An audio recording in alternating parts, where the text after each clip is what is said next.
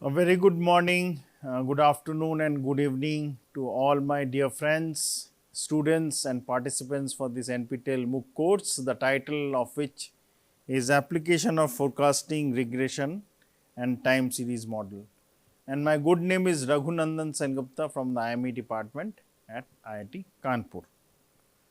So, all of you can, if you can recollect, so there are three broad areas. The first one is forecasting, second was in is regression and third one is time series. And we are in the second broad area, which is in the area of regression. So, this is week 7 class number 34 or lecture number 34, and the coverage for this lecture would be examples of simple linear regression and example of multiple linear regression. Now, if you can recollect before I start that for this lecture that we were starting and discussing about the capital asset pricing line, the price of risk, considering that you can express the rate or the return rate of a particular script or a stock based on the market. So, that idea would basically be expressed as a simple linear regression model where there is only one independent variable, and then further on when we go into the multiple linear regression models, we will consider more than one independent variable. Now, how does the model look like? The model basically looks like as shown, and I will highlight it. I will use the highlighter color, say for example, orange. So, here capital R, which is the return. So, if you remember, or I will still bring that into the focus. So, you can have either capital R, which is return, or small r, which is rate of return.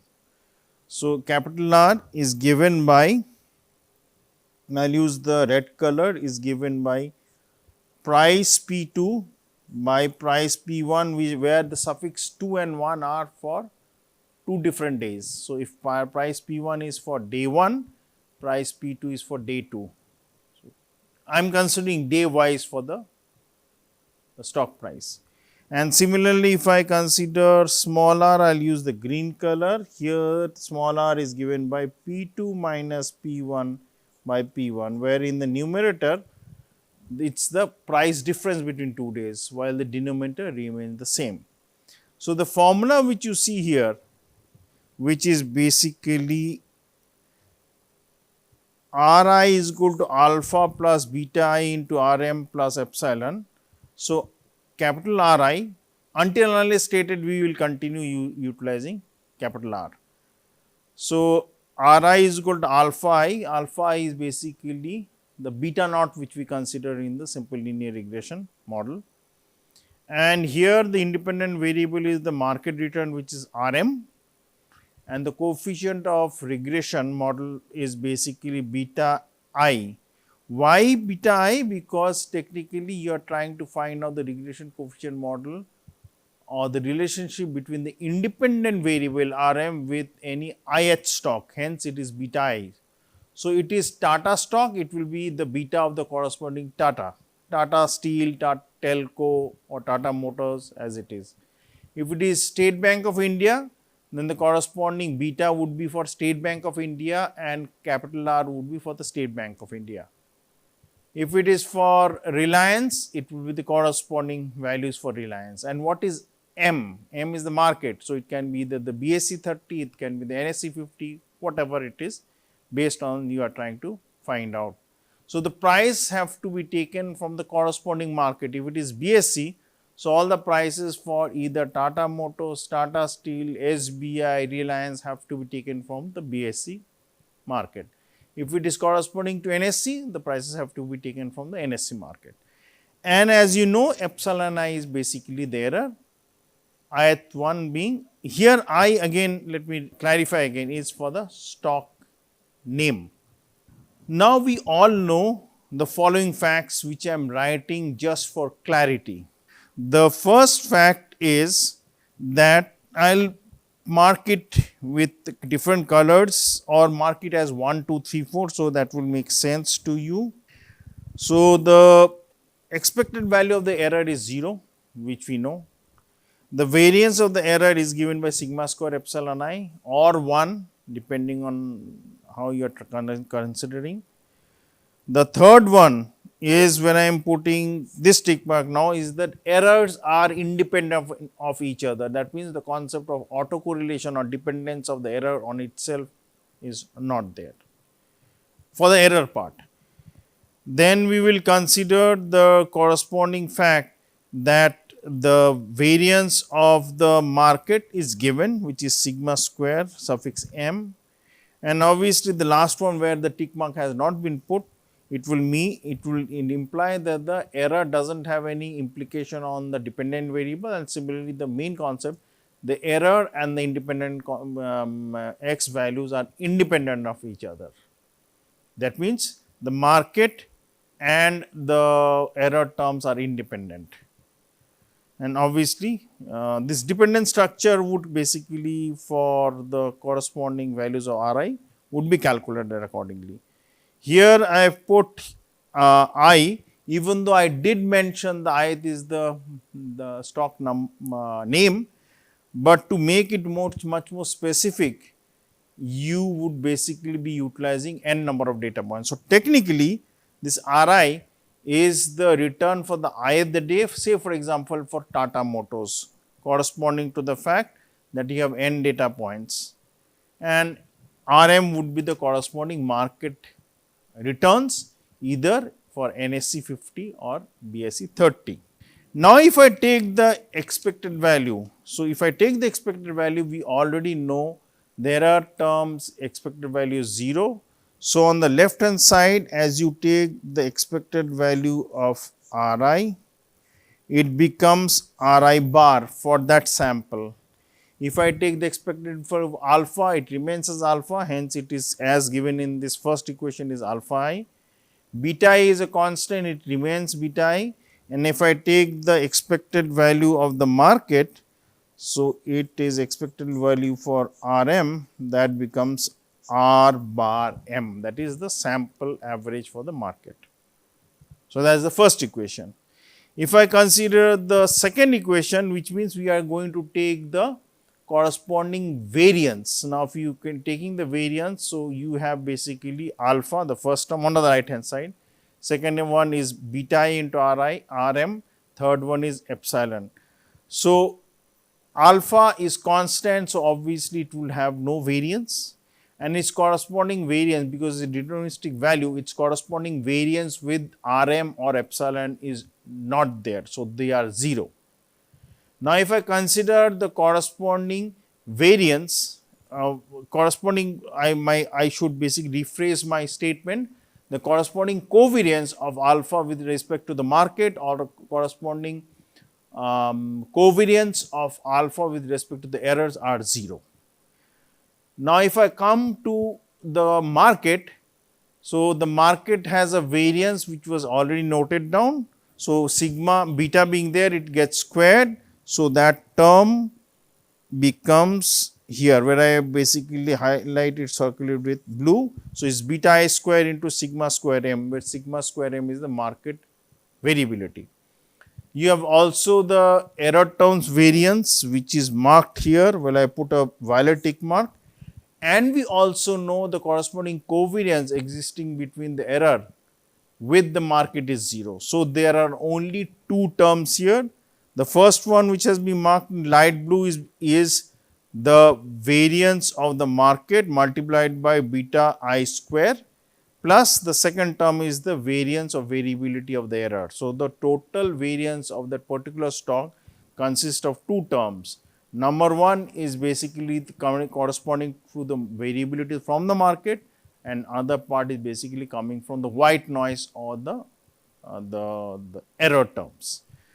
And if I want to find out the corresponding covariance between two terms means corresponding to the fact that I want to find out the variability of either two stocks, then, and considering this simple linear regression model holds, then that would come as the corresponding variability of the market multiplied by the corresponding beta 1 into beta 2. Now, here where you see here I and j is equal to 1 to 2, remember that you will utilize the data points for n number of data, but now corresponding to n number of data points for two different stock. It can be the Tata stock or the Reliance stock. So, what I am interested is to find out what is the covariance between the Tata stock or Tata Motor stock and Reliance stock, such that I can find out what is the correlation coefficient existing between these two stocks. Depending on that, we can formulate the problem as given here, that I only need to have beta for the Tata Motors, beta for the Reliance, and the corresponding variability of the market. So, we will start with a very simple problem. This is example number 23, information all given. Assume alpha is 3, beta is 2.0, and the equation is, which I will just highlight in the violet color, is Ri is equal to alpha I plus beta into Rm plus epsilon I. This is the same thing which we had considered in the previous slides.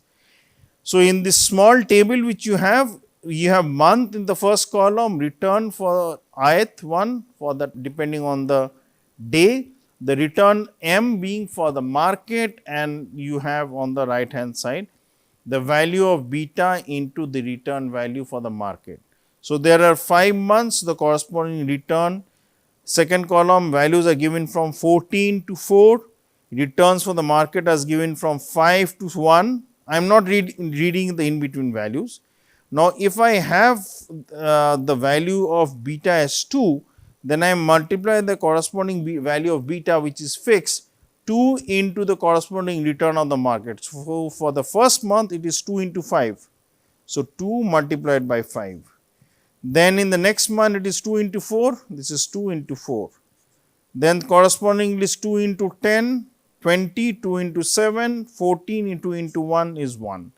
Now, if you remember the values of alpha for all this equation corresponding to that month which is fixed, alpha is fixed, is given as 3. So, if I have for the first equation, it will be 3 plus 2 into 5, the value comes out to be 13, that is the right hand side without the error, and the left hand side is given as 14. So, value of 14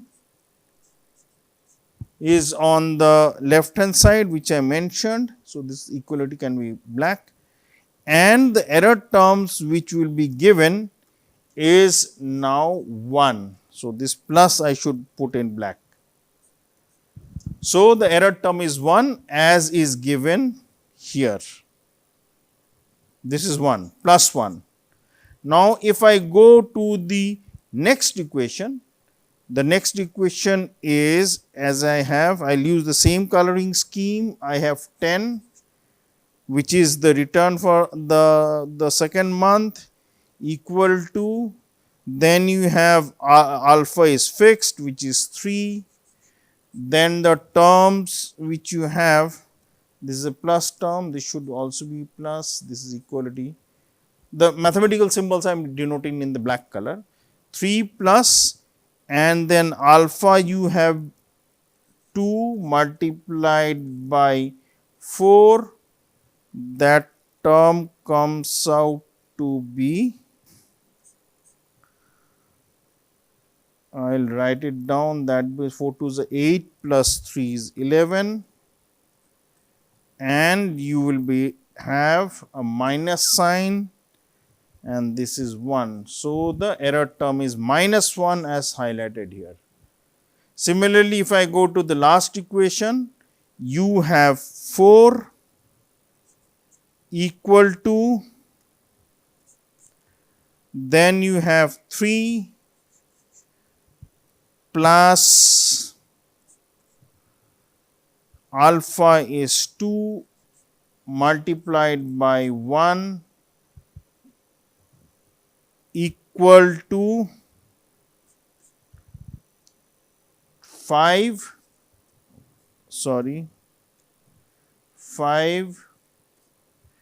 and that would be a minus term, then the error would be 1. So, the error term is minus 1. So, there is fluctuation in the error, and if we remember trying to find out the overall distribution in the error, we have assumed normal, mean value 0, variance is sigma square.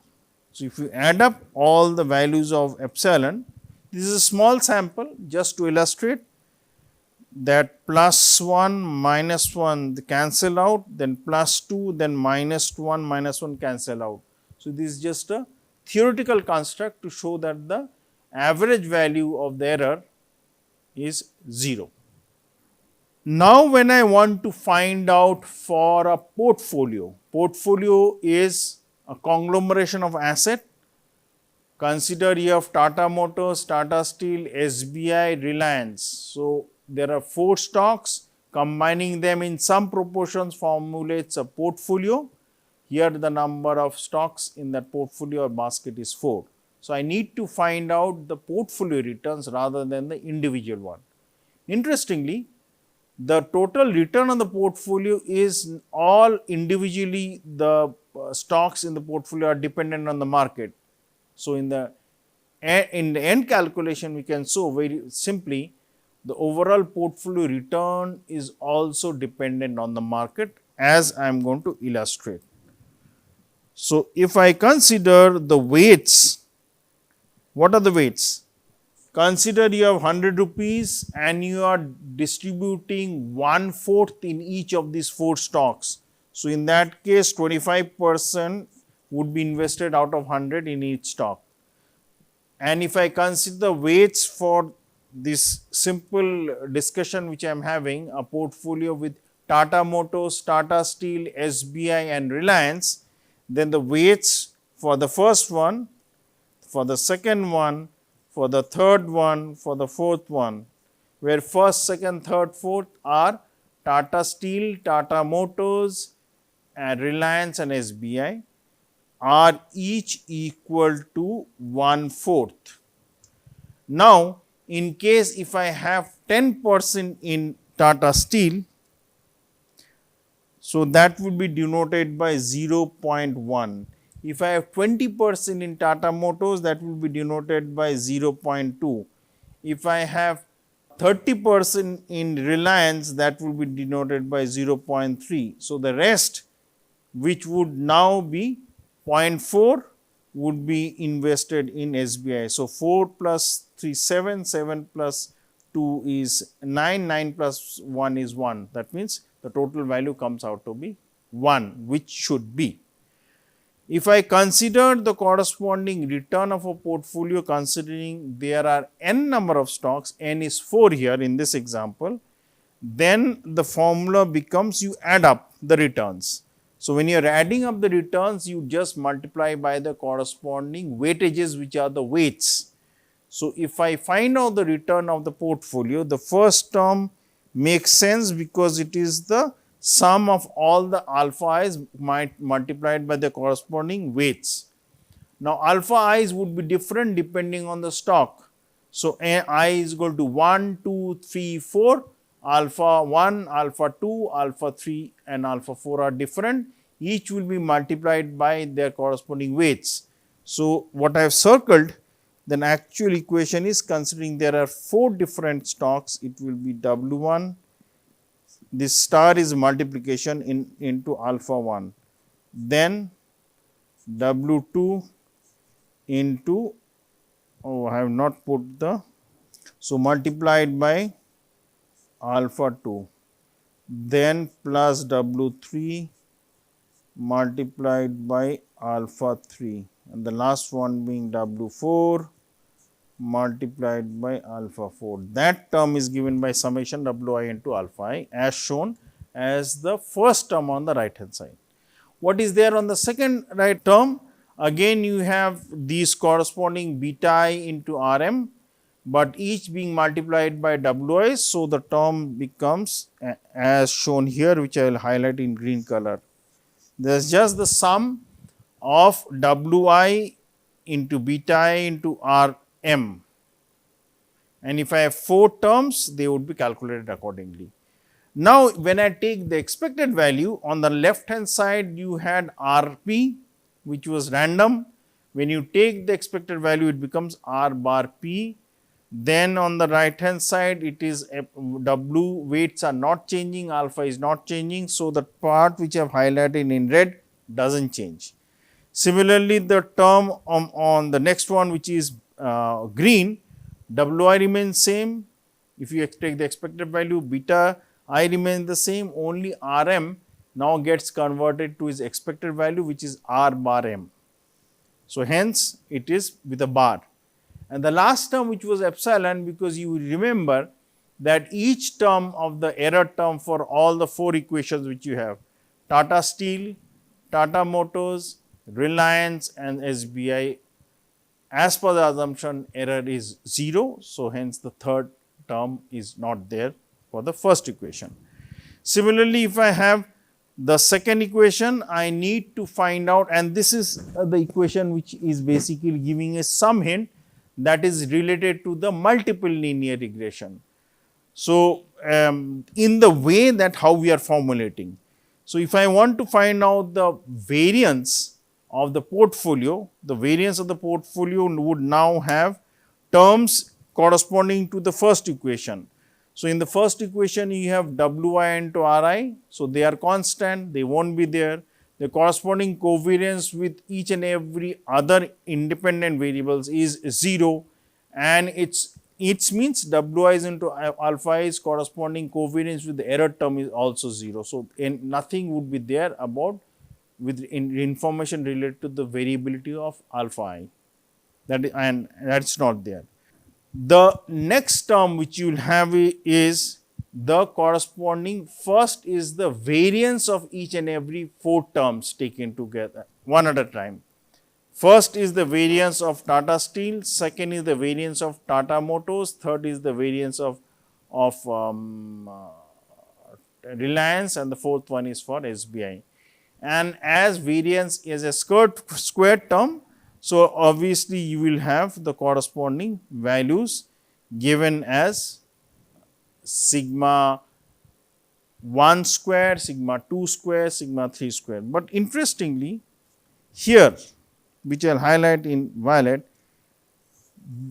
each individual stock's variance we have replaced by the initial equation which we saw in the last slide by the variance of the market, and hence rather than have individual variance, I only have the market variance. So, market variance multiplied by beta I square, I is equal to 1 to 4 and into Wi square gives me the first component on the right hand side, which is variance for the market. The second term which I am highlighting in dark red is the variability coming from the error, but multiplied by the corresponding Wi. And the third term is as you see, which I am highlighting using this light green, is the covariance which is exists between the different stocks. So, there are 4 stocks, they would basically be given as Wi into Wj, beta I, beta j into sigma square m, where I and j is 1 to 4. Now, somebody may ask that didn't we consider the concept of independence between the independent variables? The answer is yes. This is a fallout or the end result of the equation for the simple linear regression models. You have individual simple linear regression models for each stock, and you are combining them to find out the overall return and the variance of the portfolio which you are forming, considering that these 4 stocks are combined in some proportions given by W1 to W4. The second last term is the beta of the portfolio. Again, very simply and conceptually, it is the beta I multiplied by the corresponding weights, sum them up. And the last term is the alpha p, which is the summation of Wi into alpha I for all the 4 stocks which we have in our picture. We are still considering the simple linear regression model, even though I told that it may give you some hint about multiple linear regression model. That was from the point of view that how the whole thing will shape up as we consider the multiple linear regression model. So, at the end of the day, you have the equation which is given here, which is a very simple case of y is equal to mx plus c, where c the intercept is given by alpha p, and which is on the right hand side as you can see, and m is given as beta p and x is given as r bar m, and on the left hand side you have y which is equal to r bar p. So, thus if the portfolio p is taken to be the market portfolio, in case you have been able to formulate the portfolio as the market portfolio, then the relationship of actual beta value which you want to have would mean that the beta value of the portfolio which you have so formulated would exactly mimic the market. So, let me continue reading it. Thus, if the portfolio P is taken to be the market portfolio, that is all the stocks held in the same proportion as they are in the market, then the expected value return of P, which is the portfolio, will exactly, as I mentioned, mimic the market, and it would be R bar M. The risk of the portfolio which I have already included. So, there is a square term here which may have been missed in the earlier slide. I will rectify it. So, sigma square P, which is for the portfolio variance, is given. Again, I will read it out. The first term is the variability coming from the market and multiplied by the corresponding beta I square into W I square.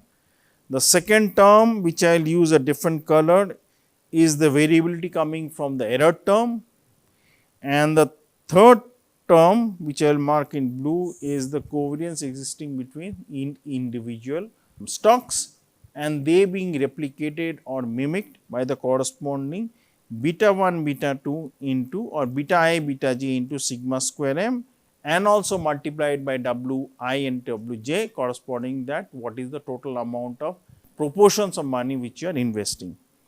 And the last term which you see is the corresponding this portfolio risk. So, this has been converted. So, when I consider the total value of the first term, I will mark it as the first term, and this is the second term, and this is the third term.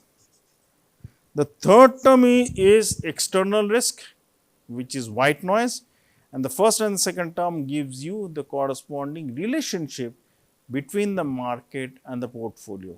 So, as I said, if your overall market and the portfolio which you have formulated are exactly the same, then the corresponding value of the market returns and the portfolio returns should always be the same. That means, they should mimic each other.